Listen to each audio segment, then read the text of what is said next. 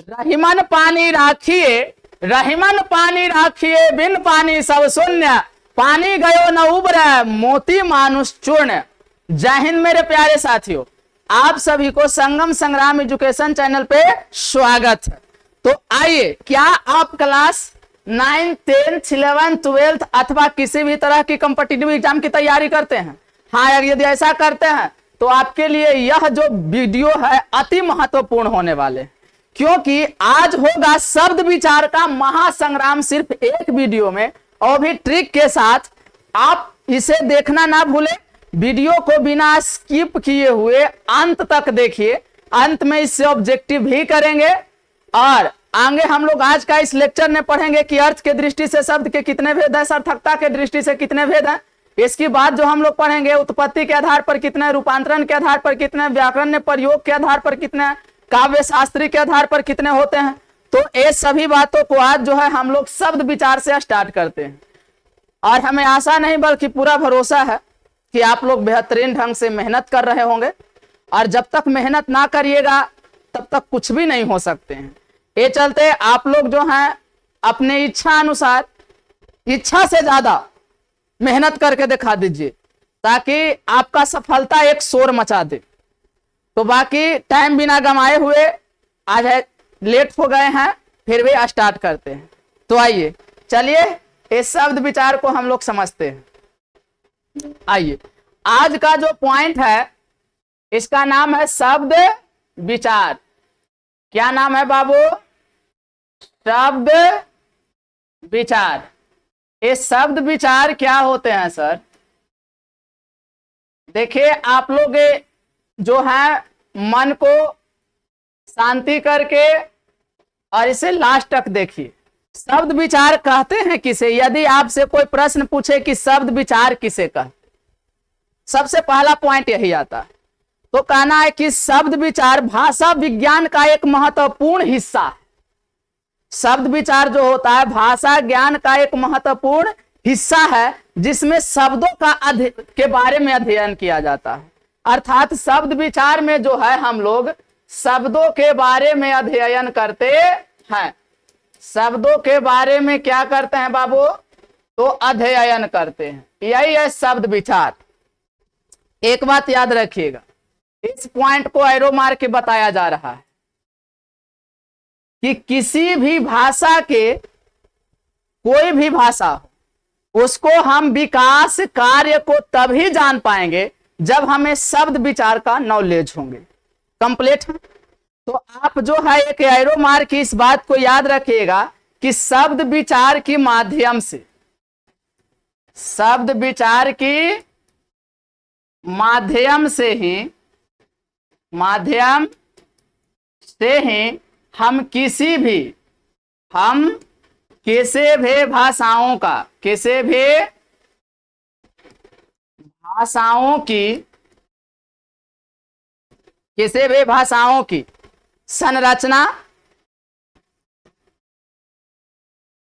संरचना, विकास एवं कार्य के बारे में अध्ययन कर पाते हैं, यानी बेहतर ढंग से पढ़ पाते हैं, समझ पाते हैं। और इसकी बाद जो प्रश्न आपसे आ रहे हैं कि सर ये तो शब्द विचार समझा दीजिए, अब बताइए कि ये शब्द किसे कहते हैं। आइए, बहुत इंपॉर्टेंट है कि शब्द किसे कहते हैं। तो आप लोग बताइए कि शब्द कहिएगा किसे, शब्द किसे कहते हैं। तो देखिए शब्द क्या होता है।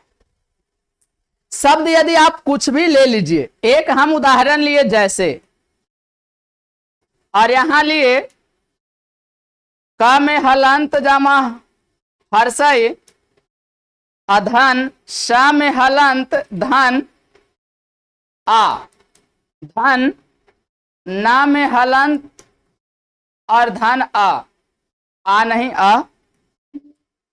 देखिए ये हम लोग लिए, तो ए जो लिए इससे बनने के लिए आप लोग का मूल ध्वनि ने हमने पढ़ाए थे। ये क्या बन जाएंगे? क में हलंत और हर्षई, हर्षई माने आगे से घूंघटा पढ़ाए थे। स में हलंत और या तब बना सा, और न में हलंत और धन या तब बना न। तब बताइए क्या बन गए? किसान बने। अच्छा, हम दूसरा उदाहरण लिए बाबू, और दूसरा उदाहरण में लिए क में हलंत धन अ, मा में हलंत धन अ, ला में हलंत धन अ। तो क में हलंत और धन आ के मिलने से क, मा में हलंत धन आ के मिलने से मा, अल्लाह में हलंत धन के मिलने से बना ल। बताइए क्या बन गया? कमल। तो ये जो किसान बना, कमल बना या भारत बनाए, तो आइए ध्यान से, इसी को ना हम लोग जो सुवर वर्ण पढ़ाए थे, इसी को बोले थे कि इसको हम लोग जो है वर्णों या ध्वनि बोलते हैं, वर्णों या ध्वनियों बोला जाता है। तो याद रखिएगा, इसे वर्णों या ध्वनियों बोलते थे। तो यही बात को यहां बोलना है कि वर्णों या ध्वनियों के, वर्णों या ध्वनियों के सार्थक मेल को, सार्थक मेल मतलब समझते हैं? सार्थक मेल कहने का अर्थ हुआ कि ढंग से मिलाएंगे। तो सार्थक मेल को ही शब्द कहते हैं। क्या कहते हैं? शब्द कहलाते हैं। यही है शब्द, वर्णों या ध्वनियों के सार्थक मेल को क्या कहते हैं? शब्द कहते हैं। सर ये तो शब्द जान गए सर, अब बताइए आपकी पद किसे कहते हैं? पद। सर पद किसे कहते हैं? ये भी कोई पूछते हैं कि पद किसे कहते हैं। देखिए कितना टीचर्स होते हैं जो बताते हैं शब्द या पद एक ही होता है। इट इज रॉन्ग, यह गलत बात है। ठीक है, शब्द अलग है और पद क्या है? अलग है। तो अब बताइए पद किसे कहते हैं? तो देखिए ये अकेले है, या किसान लिखे ना, तो किसान जो है शब्द है, लेकिन इसी बात को हम ऐसे लिख दें उदाहरण के तौर पे कि किसान हल से खेत जोतते हैं। देखिए जोतते हैं बोलना है क्योंकि किसान जो है मेरे देश का रीढ़ है, और ये जो होते हैं रिस्पेक्ट करने लायक होते हैं, क्योंकि आज 84 लाख योनि जो होते हैं वो वह सिर्फ किसान पर ही निर्भर करते हैं। 84 लाख योनि खाते हैं और कमाने वाला मात्र एक किसान होते हैं। ये चलते तो आइए, यही किसान यदि यहां वाक्य में आ गया तो यह पद कहलाएगा। अर्थात देखिए विभक्ति के साथ जुट गया। ये विभक्ति चिन्ह क्या होता है पढ़ाएंगे, या कारक चिन्ह। तो याद रखिए कि विभक्ति सहित शब्द को, याद रखिएगा सहित और रहित में अंतर होते हैं। सहित माने साथे है और रहित माने साथ नहीं है। तो कहना है विभक्ति सहित शब्द को पद कहते हैं। कंप्लीट हो गए? इससे बताइए यहां तक इन्हीं का कोई डाउट नहीं है? इतना समझ गए होंगे तो एक बार जय हिंद जरूर लिखिएगा। चलिए आगे की ओर बढ़ते हैं। सर अब हम लोग का समझना है कि शब्द आखिर होते हैं क्या क्या। तो देखिए जो शब्द होते हैं ना, बड़ा बहुत ही मस्त है। अर्थ के दृष्टि से शब्द के अलग भेद है, सार्थकता के दृष्टि से अलग भेद है। जरा एक बार इस वीडियो को लास्ट तक पढ़िए, मजा आ जाएगा। आइए तो सबसे पहले हम लोग एरो मार के बोलेंगे और बोलेंगे कि सार्थकता के दृष्टि से। किसके दृष्टि से बाबू? सार्थकता के दृष्टि से शब्द के दो भेद होते हैं। शब्द के कितने भेद होते हैं? दो भेद होते हैं। याद रहेगा? बताइए सार्थकता के दृष्टि से शब्द के कितने भेद होते हैं? दो भेद होते हैं। कौन कौन है सर? पहला को कहते हैं सार्थक शब्द। कौन शब्द कहते हैं? सार्थक शब्द। और दूसरा को बोलते हैं निरर्थक शब्द, या निरर्थक शब्द भी कोई कोई बोलते हैं इसे।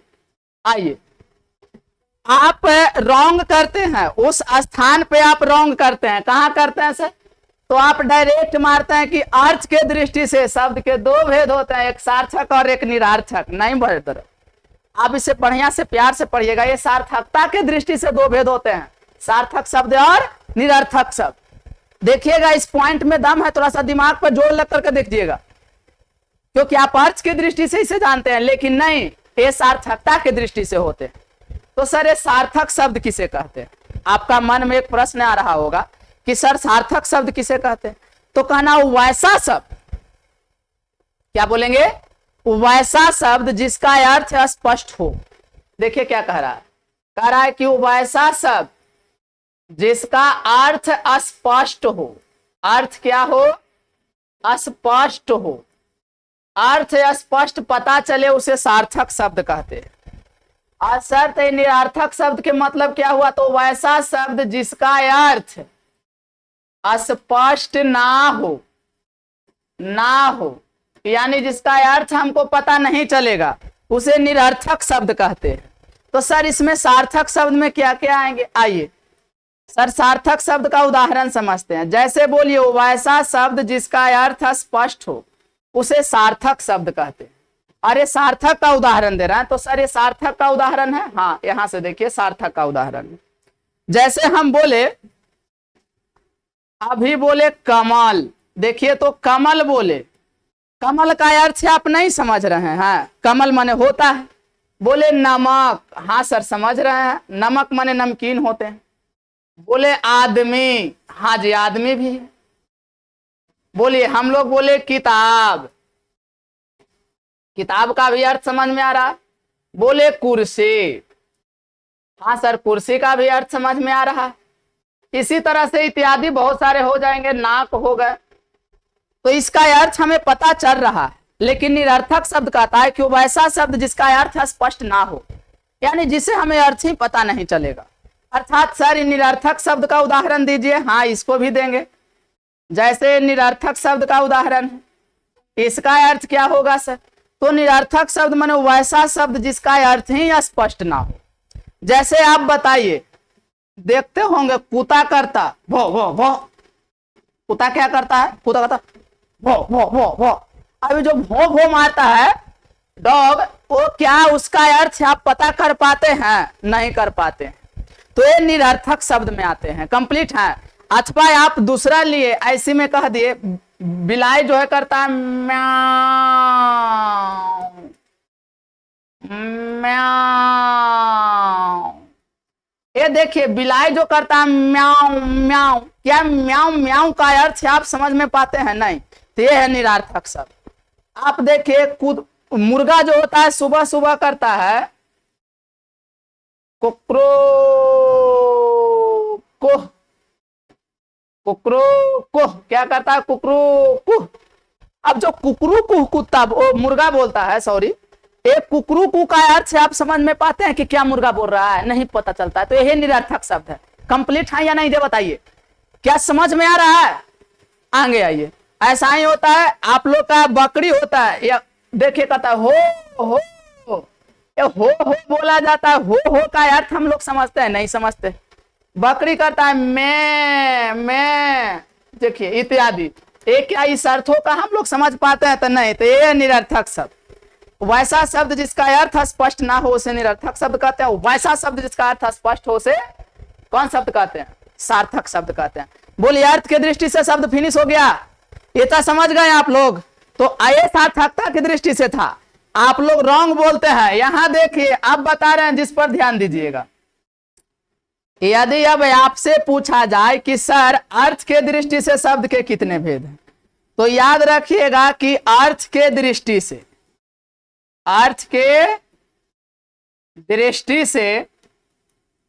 शब्द के 4 भेद होते हैं। कितने भेद होते हैं? 4 भेद होते हैं। याद रखिएगा। आप लोग मारते हैं 2 भेद होते हैं और कहते हैं कि सर हम तो हिंदी 100 में 100 बनाए थे, फिर 90 प्लस क्यों नहीं आया, 95 प्लस क्यों नहीं आया? अरे मेरे भाई, मेरे प्यारे गधो, नहीं आएगा क्योंकि आप गलत किए हैं। वहां पूछा था अर्थ के दृष्टि से शब्द के 4 भेद होते हैं, तो आप मार के आते हैं 2 भेद। वो सार्थकता के दृष्टि से है, समझिएगा जरा ध्यान से। अर्थ के दृष्टि से 4 भेद होते हैं। कौन कौन है सर? नहीं पता है? आइए। पहला को कहता है एकार्थी शब्द, एकार्थी शब्द। दूसरा को कहता है अनेकार्थी शब्द, अनेकार्थी शब्द। तीसरा को कहते हैं समानार्थी शब्द, समानार्थी शब्द। और चौथा को कहते हैं विपरीत तार्थी शब्द। ए भाई यहां जरा प्यार से समझना, ये समानार्थी शब्द को ही पर्यायवाची शब्द बोला जाता है। ठीक है, जरा ध्यान से देखिएगा, इस समानार्थी शब्द का ही नाम क्या है? इसी शब्द को पर्यायवाची शब्द भी बोले जाते हैं। अब ये पर्यायवाची आप लोग के लिए बहुत महत्वपूर्ण है, जो हर एक एग्जाम में आता है। इस पर डील करेंगे, लेकिन आगे शब्द को पढ़ लीजिए। इसकी बात देखिए, विपरार्थी शब्द को ही आप लोग बोलते हैं विलोम शब्द। कौन शब्द बोलते हैं? विलोम शब्द। और ये भी जो है बहुत इंपॉर्टेंट है, क्योंकि ये भी पूछता है, तो जरा इसे भी ध्यान दीजिएगा। कंप्लीट है या नहीं है? तो देखिए, ये अर्थ की दृष्टि से 4 होते हैं और आपके मारते हैं 2 मारते हैं, ये गलत बात है। 4 होते हैं, कोई बताए भी कि 2 तो कहिएगा नहीं सर 4 होते हैं, दिखाइएगा। समझ गए? तो आइए, हाँ ध्यान दीजिए। अब जो आया कि सर एक अर्थी शब्द किसे कहते हैं, अनेकार्थी शब्द किसे, समानार्थी शब्द किसे कहते हैं और विपरार्थी शब्द। देखिए नाम में ही अर्थ छिपा हुआ। एक अर्थी मानो वैसा शब्द जिसका केवल एक अर्थ हो, उसे एक अर्थी शब्द कहेंगे। अनेकार्थी मानो वैसा शब्द जिसका एक से अधिक अर्थ हो, उसे अनेकार्थी शब्द कहते हैं। समान जमा अर्थी यानी समान अर्थ के मिलने से समानार्थी बना। ध्यान दीजिए, तो कहेंगे वैसा शब्द जिसका उच्चारण अलग हो किंतु अर्थ एक समान हो, तो उसे समानार्थी शब्द कहते हैं। और विपरार्थी शब्द तो कहेंगे वैसे शब्द जिसके अर्थ एक दूसरे से उल्टा हो यानी विपरीत हो, उसे विपरार्थी शब्द कहते हैं। हो गया काम। सर इसका जरा प्यार से डिटेल में समझाइए। आइए आप लोग का डिटेल में ही समझाते हैं। इतना लिखना चाहते हैं तो स्क्रीनशॉट लीजिए, अन्यथा पीडीएफ आपको फ्री में मिलेगा। वीडियो के डिस्क्रिप्शन में जो है आप लोग का कांटेक्ट नंबर दिया गया है, वहां से कांटेक्ट कीजिए, सब काम फ्री हो जाएगा। अब आइए, तो अर्थ के दृष्टि से 4 हैं, उनमें हम लोग पहला को कहेंगे कि सर एक अर्थी शब्द किसे कहते हैं। आइए सर, एक अर्थी शब्द, एक अर्थी शब्द किसे कहते हैं? एक जमा अर्थी तो एक अर्थी बना है। एक किसे कहते हैं सर? तो कुछ नहीं कहना, वैसा शब्द जिसका केवल एक अर्थ हो उसे एक अर्थी शब्द कहते हैं। जैसे, हाँ जैसे देख लीजिए इसका, जैसे में आप लोग बताइए, कह दिए घड़ी। घड़ी का अर्थ 10 गो होता है जी कि एक ही गो होता है? एक गो होता है, हाथ में पहने हुए, तो इसे कहते हैं घड़ी, एक अर्थ।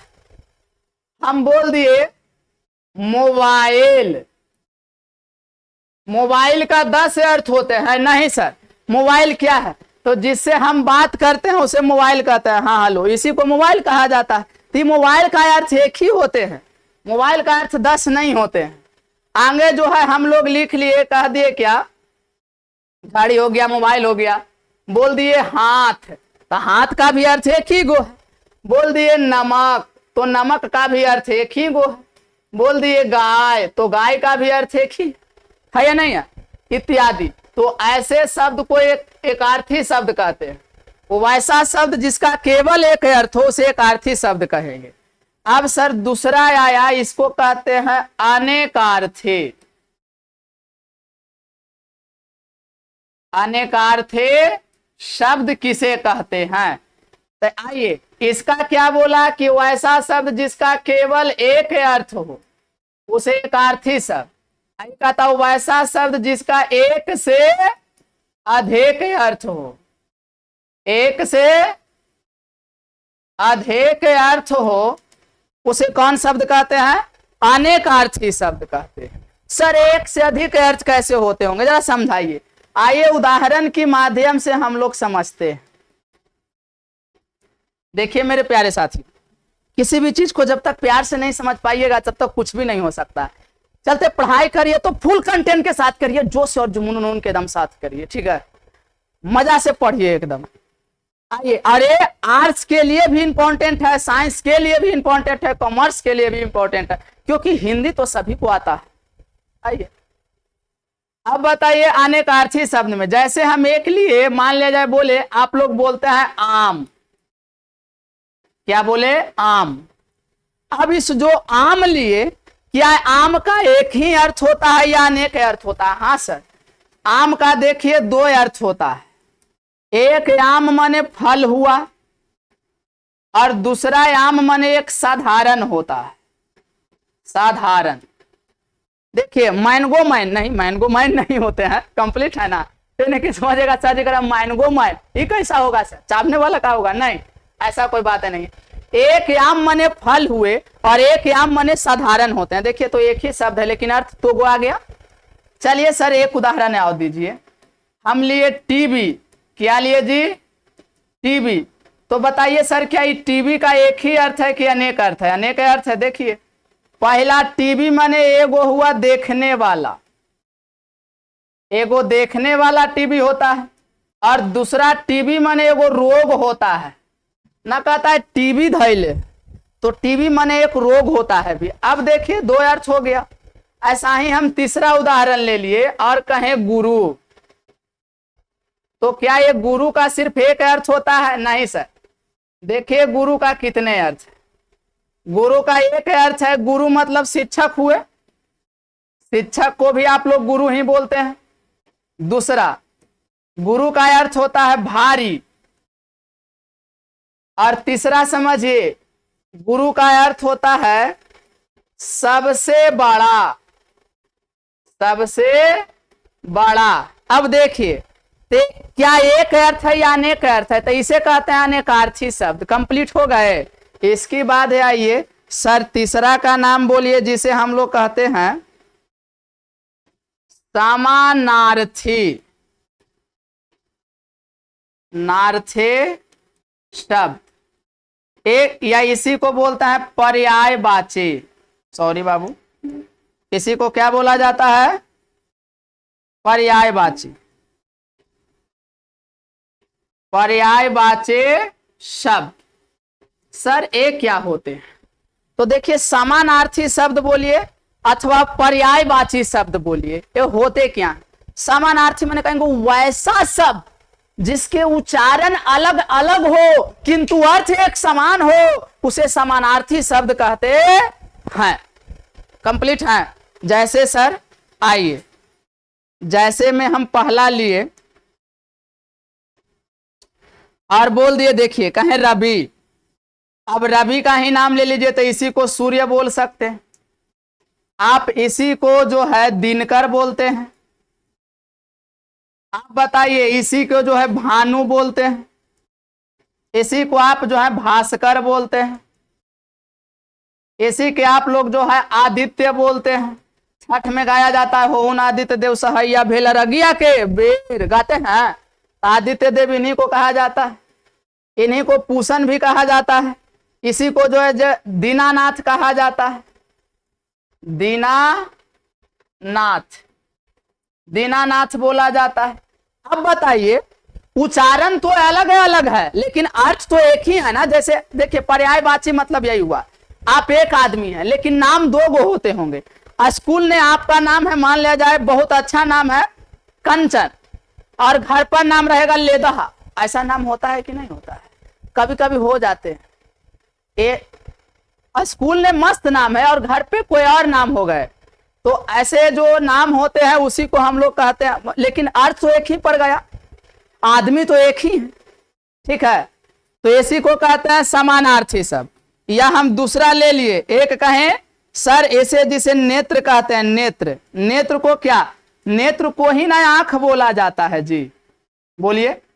और नेत्र को ही जो है हम लोग दीदा बोलते हैं, दीदा न कहता है दीदे में हूर देंगे, ऐसा बोला जाता है। तो देखिए दीदा माने आंख ही होते हैं। अब गांव घर में महिला कहेगी तो हर दीदवे फूट गईल बा, ठीक है ऐसे बोलते हैं, यानी दीदा मन वही आंख होते हैं। इसी को लोचन बोला जाता है, लोचन। इसी को जो है विलोचन भी कहा जाता है। इसी को अश्रु माने आंख बोला जाता है। इसी को नयन भी बोला जाता है, नयन। तो देखिए अर्थ एक, देखिए उच्चारण तो अलग है लेकिन अर्थ एक समान है। ऐसे बहुत सारे पर्यायवाची शब्द हम लोग पढ़ेंगे, अभी यहां से केवल अर्थ समझिए। इसके बाद आइए जो चौथा है उसे हम लोग कहते हैं विपरीतार्थी। या इसी को कहते हैं विलोम शब्द। ये विपरीतार्थी या विलोम शब्द किसे कहते हैं? कहना वैसा शब्द, वैसा दो शब्द, क्या बोलना है? वैसा शब्द जो एक दूसरे के विपरीत अर्थात उल्टा अर्थ को देता है। वैसा शब्द जो एक दूसरे को विपरीत अर्थात उल्टा अर्थ को देता है उसे विपरार्थी शब्द कहते हैं। जैसे सर, जैसे देखिए, आप लोग बताइए, आप लोग कहें आजादी, आजादी का उल्टा हो जाएगा गुलामी, होगा या नहीं? बताइए आप। दूसरा लिए कहें जय, जय का उल्टा हो जाएगा पराजय। देख रहे हैं सर, एक आध दो और ले लीजिए, चलिए यहां ले लेते हैं। हमने तीसरा लिए लघु, और बोलिए लघु का उल्टा क्या होता है? आप लोग जान रहे हैं, कहिएगा लघु का उल्टा दीर्घ होता है। नहीं, रॉन्ग है, याद रखना। लघु माने संसार का सबसे छोटा है, पूछते भी है। और इसका लघु का उल्टा होता है गुरु, जो संसार का सबसे बड़ा होता है। एड़ी का चोटी, आप लोग अब समझ गए होंगे। कृष्ण का शुक्ल कहा जाता है ना, कृष्ण का उल्टा क्या होता है? तो शुक्ल होता है। इसीलिए दो पक्ष आते हैं, एक शुक्ल पक्ष होते हैं, एक कृष्ण पक्ष होते हैं। समझ में आया है नहीं आया? तो चलिए, ये रहा है अर्थ के दृष्टि से शब्द कंप्लीट है। चलिए आगे की ओर चलते हैं। अब जो आया मेरे पास यारा उत्पत्ति या उद्गम या उद्भव के दृष्टि से। आइए एरो मार के हम लोग को कहना है कि उत्पत्ति या इसी को बोला जाता है उद्गम, या इसी को बोलता है उद्भव के दृष्टि से,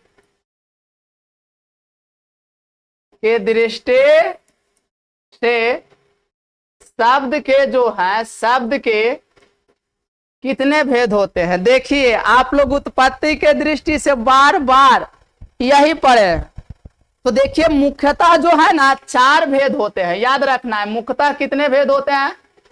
4 भेद होते हैं। और कुल पूछे कि कुल कितने भेद, तो कुल याद रखना है मेरे प्यारे साथियों कि अगर कुल की बात की जाए, कुल, तो कुल जो होते हैं वह 6 भेद होते हैं। कितने भेद होते हैं? 6 भेद होते हैं। इस पॉइंट को जरा ध्यान से याद रखिएगा कि उत्पत्ति या उद्गम या उद्भव के दृष्टि से जो है शब्द के मुख्यतः 4 भेद होते हैं और कुल 6 भेद होते हैं। लेकिन लोग केवल यही बताते हैं कि 4 भेद होते हैं।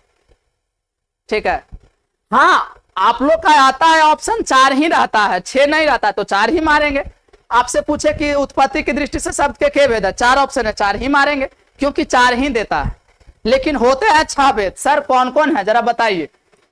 आइए, पहला जो है उसको हम लोग कहते हैं तत्सम शब्द, तत्सम शब्द। दूसरा को हम लोग बोलते हैं तद्भव शब्द, तद्भव शब्द। और तीसरा को हम लोग कहते हैं देशज शब्द, देशज शब्द। और चौथा को कहते हैं विदेशज शब्द, विदेशज शब्द। पंचमा जो है, देखिए मुख्यतः यही चारों है जिन पे स्टार मार दिए। और पांचवा भी होते हैं जिसे हम लोग कहते हैं अर्ध तत्सम शब्द। और छठा भी होते हैं जिसे हम लोग कहते हैं संकर शब्द। कैसा शब्द बोलते हैं? संकर शब्द। देखिए उत्पत्ति के दृष्टि से जो है शब्द के होते हैं 6 भेद, लेकिन मुख्यतः 4 भेद है ही चलते एग्जाम में पूछे जाते हैं तो 4 ही मारते। ठीक है, कंप्लीट है ना? अगर 6 होते हैं लेकिन मुख्यतः कितने हैं? 4 ही होते हैं। आइए सर, ये तत्सम शब्द किसे कहते हैं? तत्सम शब्द किसे कहते हैं?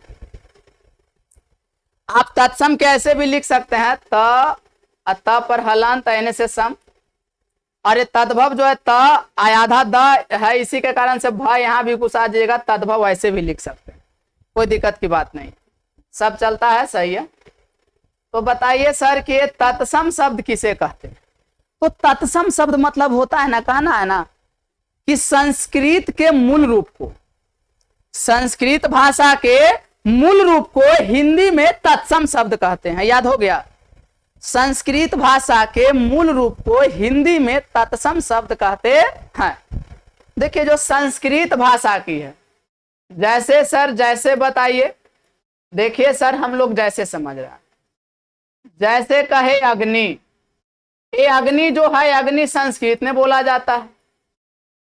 बोले क्षेत्र, क्षेत्र भी संस्कृत का शब्द है। बताइए अग्नि हो गया, क्षेत्र हो गया। बोल दिए कर्ण, कर्ण भी संस्कृत का शब्द। हम लोग बोल दिए, मान लिया जाए आप लोग कहते हैं पुष्प, पुष्प भी संस्कृत का शब्द है। चलिए और आप लोग ले लीजिए, कह दिए मयूर, मयूर भी संस्कृत, मयूर माने मोर होता है, जानते हैं ना।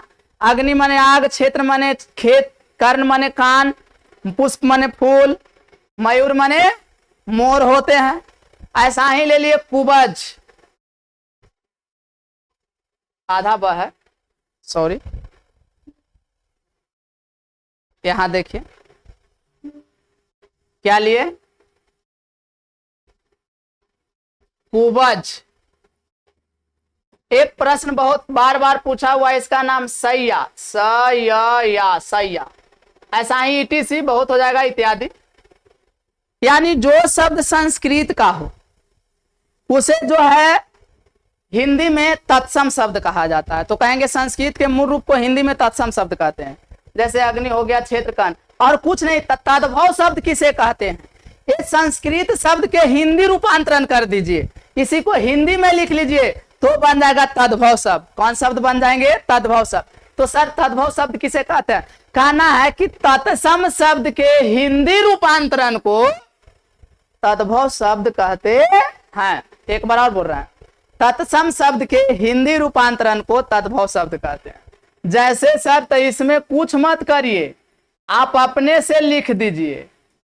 आइए अग्नि को कर दीजिए यहां आग, क्षेत्र को कर दीजिए खेत या मैदान, कर्ण को कर दीजिए कान, पुष्प को कर दीजिए फूल, मयूर को कर दीजिए मोर, कुबज को कर दीजिए कुबड़ा।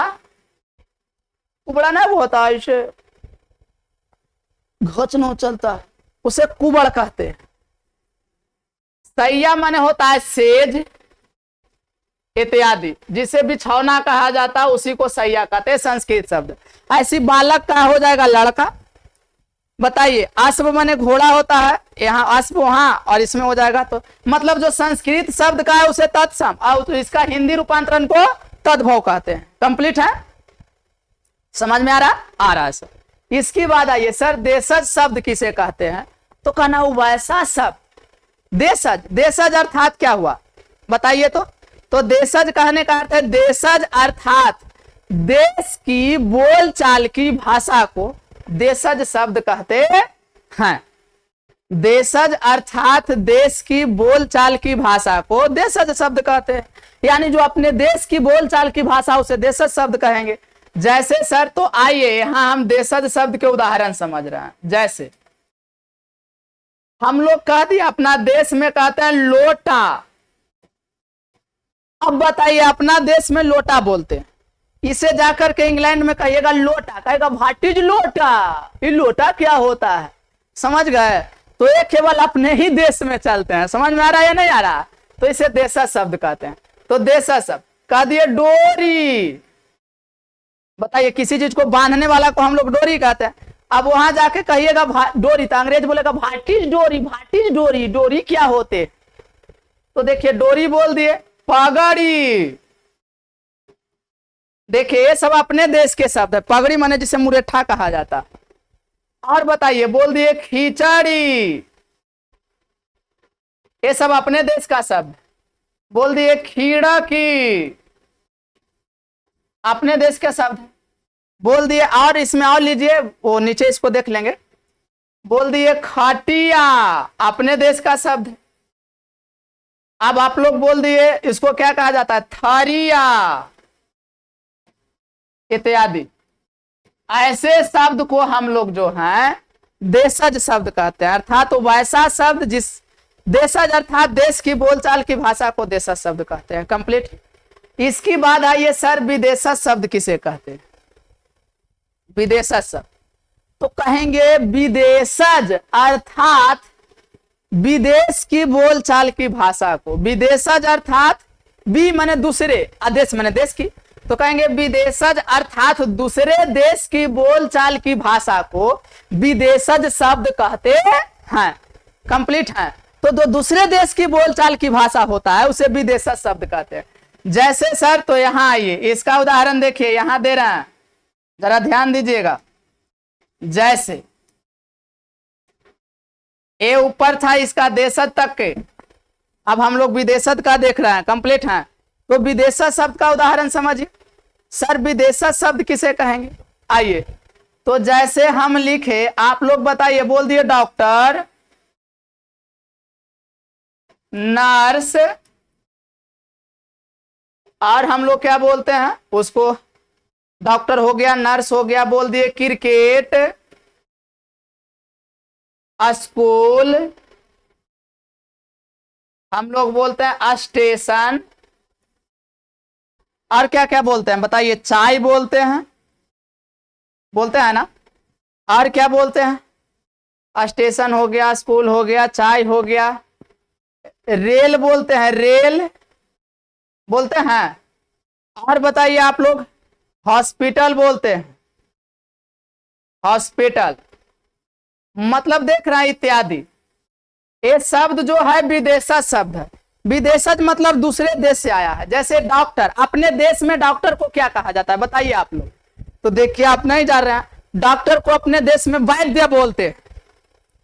ये बतिया वैद्य क्या जाने, हमें दिल की बीमारी है, आप लोग ऐसा समझे ना? तो ये वैद्य माने डॉक्टर होते हैं। नर्स, नर्स माने होता है जिसे हम लोग गांव घर में पहले डगरीन बोलते थे। ठीक है।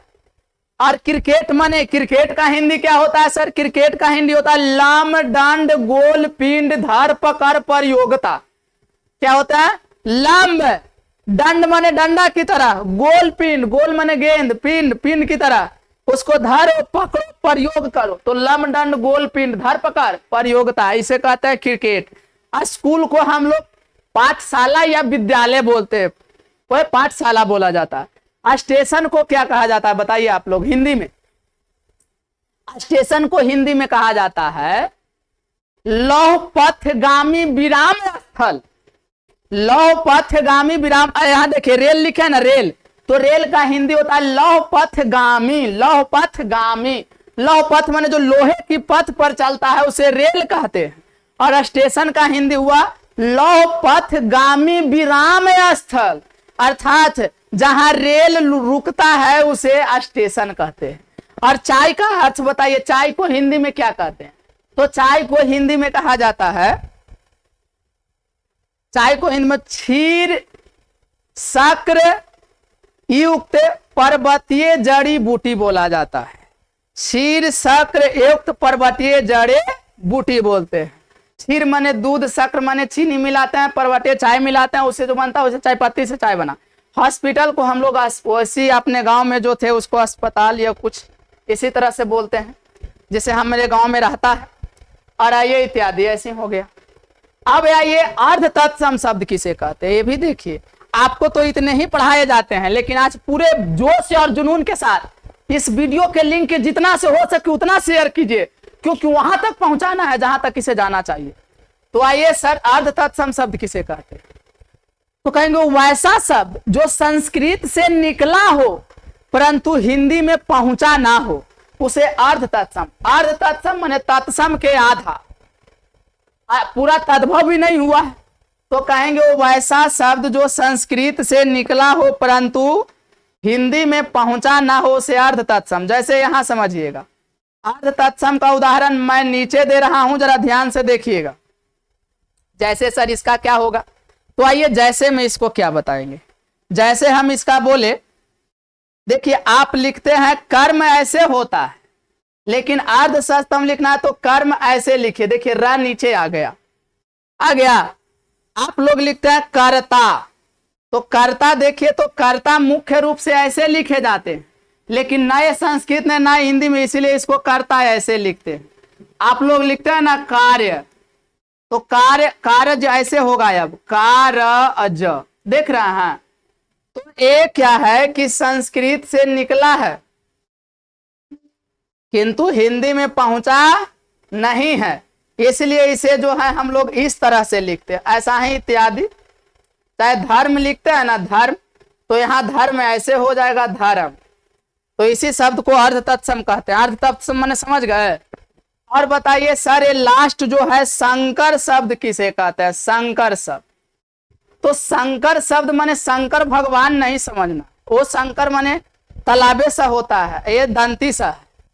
तो संकर शब्द कहते हैं किसे का नाम? वैसा शब्द, या बोलेंगे कि दो अलग अलग भाषाओं के मिलने से जिस शब्द का निर्माण होता है उसे संकर शब्द कहते हैं। जैसे सर, जैसे देखिए, जैसे बोल दिए रेल और गाड़ी। ये रेलगाड़ी जो बना है ये दो भाषा के मिलने से, एक रेल मिला है यहां रेल, और रेल जो है अंग्रेजी शब्द, और दूसरा है गाड़ी, और गाड़ी जो है हिंदी का शब्द। तो देखिए दो भाषा के शब्द हो गया। आप ऐसा ही बोलते हैं सिनेमा घर, सिनेमा घर। तो बताइए सिनेमा अंग्रेजी है और घर क्या है? हिंदी है। ऐसा ही आप बोलते हैं ना मच्छर प्लस दान। अब बताइए मच्छर जो है एक मच्छर हिंदी का शब्द, और ये दान जो है इसको क्या कहते हैं? फारसी बोला जाता है, फारसी, अरबी फारसी शब्द। अब बताइए दो अलग अलग मिलने से यहां बना है मच्छर दानी। तो ऐसे शब्द को हम लोग कहते हैं संकर शब्द, जो दो अलग अलग भाषाओं से। चलिए इसे स्क्रीनशॉट करना चाहते हैं तो कर सकते हैं, अन्यथा पीडीएफ तो मिल ही जाएगा। बोलिए पूरा बात समझ गए तो आगे की ओर अब बढ़ते हैं। अब आइए हम लोग सार्थकता के दृष्टि से देख लिए, अर्थ के दृष्टि से देख लिए, उत्पत्ति या उद्गम के दृष्टि से देख लिए। अब आते हैं रचना या बनावट के आधार पर। आइए तो कहना है रचना या बनावट के दृष्टि से शब्द के जो है, शब्द के तीन भेद होते हैं। कितने भेद होते हैं? तीन भेद होते हैं। रचना या बनावट के दृष्टि से शब्द के कितने भेद होते हैं? तीन भेद। सर कौन कौन है? पहला को कहते हैं रूढ़ शब्द। कैसा शब्द बोलते हैं? रूढ़ शब्द। दूसरे को बोलते हैं यौगिक शब्द, यौगिक शब्द। और तीसरे को बोलते हैं यौगरूढ़ शब्द, यौगरूढ़ शब्द। तो बताइए रचना या बनावट के दृष्टि से शब्द के कितने भेद हैं? तीन भेद। रूढ़ शब्द, यौगिक शब्द, यौगरूढ़ शब्द। सर रूढ़ शब्द किसे कहते हैं? तो रूढ़ माने ये रूढ़बाजी है। कहेंगे वैसा शब्द जिसे खंड करने पर प्रत्येक खंड सार्थक ना हो। वैसा शब्द जिसे खंड करने पर प्रत्येक खंड सार्थक ना हो उसे रूढ़ शब्द कहते हैं। जैसे में देखिए इसका जैसे, जैसे आप बोलिए नमक, नाक, बोल दिए गाय, बोल दिए लड़का, बोल दिए किताब, ये सब जितने हैं ना ये इत्यादि रूढ़ शब्द। सर कैसे? आप नमक का विग्रह करिए, न में हलंत जमाया, क में हलंत धन अ, म में हलंत धन अ। क्या प्रत्येक खंड का कुछ अर्थ निकल रहा है? न का कोई अर्थ होता है? न मन न होता है। तो ऐसे शब्द को हम लोग रूढ़ शब्द कहते हैं। कंप्लीट है। और यौगिक शब्द क्या है? तो कहेंगे वैसा शब्द जिसे प्रत्येक खंड सार्थक हो, वैसा शब्द जिसका प्रत्येक खंड क्या हो? सार्थक हो, उसे हम लोग यौगिक शब्द कहते हैं। इसका प्रत्येक खंड सार्थक होंगे। जैसे सर, तो आइए इसका जैसे समझते हैं। जैसे जैसे आप लोग बोलते हैं ना, चलिए ले लिए हिमालय, हिमालय। अब बताइए आप लोग, ये जो हिमालय बना है, ये बना है हिम और धन आलय। अब बताइए, हिम माने होता है बर्फ और आलय माने क्या होता है? घर। तो हुआ ना बर्फ का घर, अर्थ बदल गया। आप दूसरा ले लीजिए गोल घर, गोल घर। अब इसका खंड करिए, तो गोल माने गोल और घर माने घर, यानी घर कैसा है? गोल है। तो ये देखिए खंड करने पर अर्थ निकल रहा है। सर और उदाहरण, चलिए 2 गो लिए, तीसरा उदाहरण लिए। हम लोग कह दे प्रधानमंत्री, क्या कहें? प्रधानमंत्री। तो बताइए जो प्रधानमंत्री भी हुए, प्रधान माने महान और मंत्री माने वही जो उधर के राजा हो। तो देखिए दोनों का अर्थ है। अब हम तीसरा ले लिए और बोले चौथा, बोले अनुजामा शासन। तो बोलो क्या बनता है? अनुशासन। अरे जो अनुशासन बना, अनु का अर्थ होता है पीछे और शासन मतलब होता है नियम। जो पीछे से नियम लगता है उसे क्या कहते हैं? अनुशासन कहते हैं। कंप्लीट है। तो ये शब्द जो ऐसे बहुत सारे शब्द, देवालय, हिमालय, कार्यालय, शिवालय, कुछ भी ले लीजिए। अब संधि तो में आ ही रहा है, तो अब पढ़वे करेंगे। ऐसे भी याद रखना है मेरे प्यारे साथियों कि ये जो यौगिक शब्द है ना, जरा पॉइंट मार के लिख रहे हैं, ध्यान दीजिएगा। आप लोग नहीं जानते हैं इसको। कहना यौगिक शब्द के, यौगिक शब्द के 4 भेद होते हैं। बोलिए यौगिक शब्द के कितने भेद होते हैं? 4 भेद। कौन कौन है सर? पहला को कहते हैं संज्ञा, नहीं सॉरी, इसको पहला को कहते हैं संधि, दूसरा को कहता है समास, तीसरा को कहता है उपसर्ग और चौथा को कहता है प्रत्यय।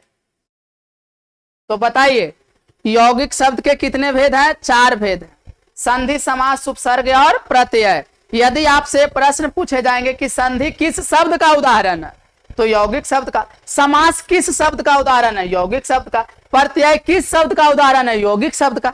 इसमें जितने अब उदाहरण जितने पढ़ेंगे सब यौगिक शब्द में आएंगे। देखिए अगर देखा जाए ना मेरे प्यारे साथियों, तो जितना ग्रामर होता है सब केवल शब्द में ही सीमित है। देख लिया आप लोग, पर्यायवाचक शब्द पढ़ेंगे, विलोम शब्द पढ़ेंगे, संधि, समास, उपसर्ग, प्रत्यय, सब शब्द विचार में ही आते हैं। इतना तक समझ गए? तो इसे स्क्रीनशॉट करिए, वाला नहीं समझाए इसे समझाते हैं। कंप्लीट है, आगे की ओर बढ़ रहा है। तो आइए अब जो मेरे पास यहाँ तीसरा है, इसे कौन शब्द कहें? यौगिक शब्द, नहीं सॉरी बाबू, यौगरूढ़ ना, हाँ। इसे हम लोग अभी बोले योग रूढ़ शब्द। कैसा शब्द? यौगरूढ़ शब्द क्या है? तो कहना वैसा शब्द जो अपने साधारण अर्थ को छोड़कर किसी विशेष अर्थ को प्रकट करता है, उसे यौगरूढ़ शब्द कहते हैं। यानी यह जो है दूसरे का नाम में आ जाएगा, इसके शब्द से जो है दूसरे का अर्थ प्रकट होता है। दूसरे का अर्थ क्या होगा? अर्थ प्रकट होगा। तो इसे हम लोग कहते हैं यौगिक शब्द, यानी दूसरे का अर्थ आ जाएगा। जैसे सर आइए, जैसे हम लोग बोले पीत जामा अंबर, तो बोलिए बना पीतांबर। पीत जामा अंबर बराबर क्या बना? पीतांबर। अभी बताइए पीतांबर अर्थात किसे कहा जाता है? तो पीतांबर अर्थात विष्णु भगवान को बोला जाता है। ये मन समझेगा कि पीतांबर माने मर गया तब पीताम्बरी लेके आई, ऐसा कोई बात नहीं है। पीतांबर माने विष्णु जी के बोला जाता है। कंप्लीट है, समझ में आया कि नहीं आया? तो ऐसा ही देखिए पीत जामा अंबर, देखिए यौगिक शब्द और यौगरूढ़ शब्द दोनों देखने में एक ही जैसे लगते हैं, क्योंकि वहां भी पीतांबर तो पीत जामा अंबर अलग अलग अर्थ निकल रहा है सर। लेकिन याद रखना उसका अर्थ किसी दूसरे के नाम का बोध नहीं कराएगा, और ये जो होते हैं बहुव्रीहि समास की तरह भेद करते हैं, इसीलिए यौगरूढ़ का बहुव्रीहि समास भी कहा जाता है। कंप्लीट है। अब देखिए ऐसा ही आप दूसरा ले लिए, कहें श्वेत जमा अंबर, अर्थात बोल दिए डायरेक्ट श्वेतांबर। अच्छे बताइए श्वेतांबर अर्थात किसे कहा जाएगा, बोलिए। तो अर्थात श्वेत वस्त्र किसका है, तो उसको हम लोग सरस्वती कहते हैं, बोलते हैं कि नहीं सर। हम दूसरा बोल दिए बिना पानी, बिना पानी अर्थात कौन है बता दो। हम तीसरे में बोल दिए, चौथा है, तीसरा हो गया है, चौथा में बोल दिए चक्र पानी, अर्थात किसे कहा जाता है।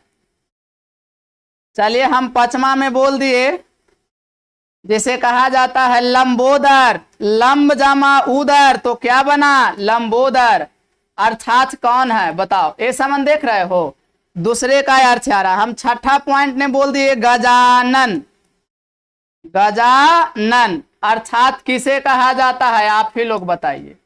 हम सातवां पॉइंट ने बोल दिए दशानन, अर्थात कौन है बता दीजिए। हम आठवां पॉइंट ने बोल दिए दशानंद हो गया, गजानन पंचानन अर्थात कौन है। हम जो है नौवां पॉइंट ने बोल दिया आप लोग के बीच चंद्रशेखर, चंद्रशेखर, चंद्रशेखर है शेखर, अर्थात कौन है बता दो। हम अगले पॉइंट ने आप लोग को बीच में बोल दिए और यहां ले लिए नीलकंठ, दसवां नीलकंठ अर्थात किसे कहा जाता है। 11 में लिए एक दंत किसे कहा जाता है, और 12 में लिए त्रिनेत्र। देखिए इससे ज्यादा तो आज तक ना पूछा है नहीं पूछेगा, अर्थात किसे कहा जाता है। ये सब देखिए इनका जिनके नाम ले रहा है तो किसी दूसरे का नाम आ रहा है, बताओ। श्वेतांबर माने सरस्वती, बिना पानी, बिन पानव अस्ति अस्या, यानी जिसकी हाथ में बिना हो उसे हम लोग बोलो, अर्थात किसको कहा जा रहा है, सरस्वती माता को कहा जा रहा है। तो देखिए दूसरा अर्थ आ गया या नहीं आ गया। यहाँ देखिए चक्र पानी, केकर हाथ में सुदर्शन चक्र है, तो विष्णु जी के हाथ में, अर्थात इसे क्या कहा जाता है, विष्णु कहा जाता है। लंबोदर, लंबा है उदर जिसका, केकर पेट लंबा है, गणेश जी के त्रुम त्रुम है, देखते हो ना बहुत बड़ा है, तो इसी को कहा जाता है लंबोदर। अर्थात लंबोदर किन्हें कहा जाता है, गणेश जी के। आप लोग में कोई गणेश नाम के है ना जी, तो यस कहिएगा। अब बताइए गजानन, केकर हाथी, गज, गज मने हाथी, आनंद मने सर, जिसका हाथी का सर हो, वो भी कौन है, तो सर गणेश जी ही है। इसकी बात बताइए दशानंद, केकर 10 जमा आनंद, यानी 10 को मुड़ी था, तो उसको हम लोग रावण कहते हैं। फिर बताइए कह रहा है पंचानन, केकर 5 मुड़ी है, तो हनुमान जी का है, हनुमान, ठीक है। अब बताइए दुनिया चलाने वाले को भगवान कहते हैं और संकट हरने वाले को हनुमान कहते हैं। कंप्लीट है। इसकी बात चंद्रशेखर अर्थात हर हर महादेव शंकर भगवान। यहां भी बताइए नीलकंठ शंकर जी को कहा जाता है। एक दंत गणेश को बोलेंगे, एक के दंतिया है, एक के हाथिया के सुरवलय को कट गया था, ऋषि जी से लड़ाई किए थे। त्रिनेत्र, किनका त्रिनेत्र है, शंकर जी का ही। तो ये रहा रचना के आधार पे या बनावट के आधार पे। अब आइए एक पॉइंट और बचल है, उसे भी देख लेते हैं। इसका नाम है व्याकरण में प्रयोग, या इसी को बोला जाता है रूपांतरण। के दृष्टि से जो है शब्द के मात्र 2 भेद होते हैं। कितने भेद होते हैं, 2 भेद। सर कौन कौन है, पहला को कहते हैं विकारी शब्द। कौन शब्द बोलते हैं बाबू, विकारी शब्द। और दूसरा को बोलते हैं अविकारी शब्द। एक को भिखारी शब्द, विकारी भिखारी नहीं बोलना है, और दूसरा को बोलते हैं अविकारी शब्द। सर ये विकारी शब्द किसे कहते हैं, तो विकारी शब्द माने हुआ वैसा शब्द जिसका अर्थ लिंग, वचन, काल एवं कारक के अनुसार बदल जाता हो उसे विकारी शब्द कहते। जैसे सर, तो देखिए कहा वैसा शब्द जिसका रूप लिंग वचन काल एवं कारक के अनुसार बदल जाता हो उसे विकारी शब्द कहते हैं। जैसे में सर, तो जैसे में बोलिए, बोल दिए लड़का, हाँ इसका रूप बदलेगा। कैसे सर? एक लड़का है तो लड़का बोले, बहुत सारे तो लड़को बोलेंगे ना, तो बदला या नहीं बदला? अब बताइए, बोल दिए लड़की, लड़की का भी बदलेगा। बोल दिए गाय, गाय के गायियां भी होती है, बदल गया। आप बोलिए, बोल दिए आप लोग कान, बोल दिए कान, कान का भी रूप बदलेगा। एक कान, बहुत सारे कानों, कानों कान फैल गया बोला जाता है ना, तो इसका रूप बदल सकता है। ऐसा ही आप लोग बहुत सारे चीज ले सकते हैं। किताब लिए तो किताब के किताब, किताबें इत्यादि, ए शब्द का रूप बदल रहे हैं तो विकारी शब्द है। और याद रखना है, यहाँ एक एरो मार के लिख रहा है कि विकारी शब्द के 4 भेद होते हैं। विकारी शब्द के कितने भेद होते हैं? विकारी शब्द के 4 भेद होते हैं। कितने भेद होते हैं मेरे प्यारे साथियों? तो 4 भेद। कौन कौन सर? पहला को कहते हैं संज्ञा, दूसरा को कहते हैं सर्वनाम, तीसरा को कहते हैं क्रिया, और चौथा को कहते हैं विशेषण। तो याद रखिए, यदि प्रश्न आएंगे कि संज्ञा किस शब्द का उदाहरण है, तो विकारी शब्द का, अर्थात विकारी शब्द में सर्वनाम भी आएगा। यह हो गया, वो वह हो गया, वो वे लोग, वो वे सब होता है ना, तो ये सब विकारी शब्द में। अब विकारी शब्द मैंने जितने संज्ञा वाला आएगा सब विकारी शब्द, जितने सर्वनाम आएगा, यह हो वह जो सो कोई कुछ कौन क्या, ये सब जो है विकारी शब्द। जितने क्रिया आएंगे, पढ़ना, उठना, आना जाना, बैठना, सब विकारी शब्द। विशेषण जितने आएंगे, लाल पियर हरियर बुल्लू, सब विकारी शब्द हैं, कंप्लीट हैं। अब आइए अविकारी शब्द, तो कहेंगे वो वैसा शब्द, वो वैसा शब्द जिसका रूप लिंग वचन काल एवं कारक के अनुसार नहीं बदलता हो।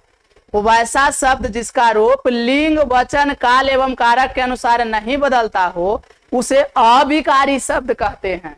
जैसे सर, हाँ तो देखिए, जैसे आप बोले तेज, धीरे धीरे, देख लिए, बोल दिए बहुत, बोल दिए यहां, ओ वहां, जहां तहां, किंतु परंतु लेकिन यथा, ये सब जो हो गया अविकारी शब्द। सर इसका रूप नहीं बदलेगा, नहीं बदलेगा। अब कोई लड़की है तेज तो कहेंगे कि लड़का तेज है, तो कहेंगे यह लड़का तेज है। और लड़की रहेगा तो कहेंगे यह लड़की तेजी है। ऐसा थोड़ी ना बोलेंगे, उसको भी तेज ही कहते हैं। लड़की तेज है, लड़का तेज है, तेज का वर्ड मीनिंग नहीं बदला। अब बताइए धीरे धीरे है तो कहेंगे लड़का धीरे धीरे जाता है। कोई लड़का धीरे धीरे साइकिल चला रहा था, कहेंगे लड़का धीरे धीरे साइकिल चलाता है। और लड़की चलाते तो कहेंगे लड़की धीरे धीरे साइकिल चलाती है। ऐसा तो नहीं बोल सकते है ना, तो इसीलिए इसका रूप नहीं बदलता है। देखिए धीरे धीरे बहुत तेज ऐसा ही रह जाएगा, ठीक है। कोई लड़का को भी कहें कि यहाँ आओ तो लड़का भी यहाँ आएगा, लड़की के भी कहेंगे तो उसको भी कहेंगे कि यहाँ आओ, ऐसा नहीं कहेंगे कि यहीं आओ, ऐसा नहीं बोला जाएगा। तो यह विकारी शब्द। और याद रखिएगा अविकारी शब्द को भी एरो मार के ध्यान दीजिएगा, अविकारी शब्द के भेद 4 भेद होते हैं। कितने भेद होते हैं? 4 भेद होते हैं। पहला को कहते हैं क्रिया विशेषण, क्रिया विशेषण शब्द। दूसरा को बोलते हैं संबंध बोधक शब्द, संबंध बोधक शब्द। तीसरा को बोलते हैं समुच्चय बोधक शब्द। और चौथा को कहते हैं विस्मयादि बोधक शब्द। ये देखिए 4 भेद इसे भी हो। क्रिया विशेषण जो क्रिया की विशेषता बतलाता है, जैसे इसमें होगा अति, बहुत, देख रहे हैं, ऐसे मन होगा यहाँ वहां जहां तहां। और ए संबंध बोधक, कहेंगे इसके ऊपर, इसके आगे, इसके पीछे, तो संबंध बोधक हो गए। समुच्चय बोधक मतलब जो होते हैं यह समुच्चयता का बोध कराता है। और यहाँ देखिए विस्मयादि बोधक माने आश्चर्य की बोध कहलाएगा, समझ गए।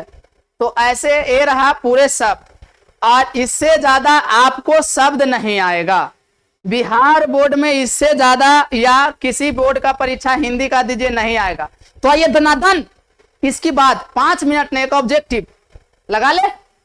आजा मेरे प्यारे साथियों, आजा आजा आजा आजा, देख लीजिए थोड़ा सा, एक पॉइंट बस कंप्लीट हो जाएगा। एक या आ गया ना, तो अलग आ गया यार, लेट में ही लेट हो रहा है ना। आप लोग का टाइम 1 घंटा से ज्यादा होने वाला है भाई। ए होगा, ये भी नहीं है यार, कहाँ चला गया यार। हाँ देखिए आ गए ना, ज्यादा नहीं है, इसमें मात्र 7-8 प्रश्न डाले हैं।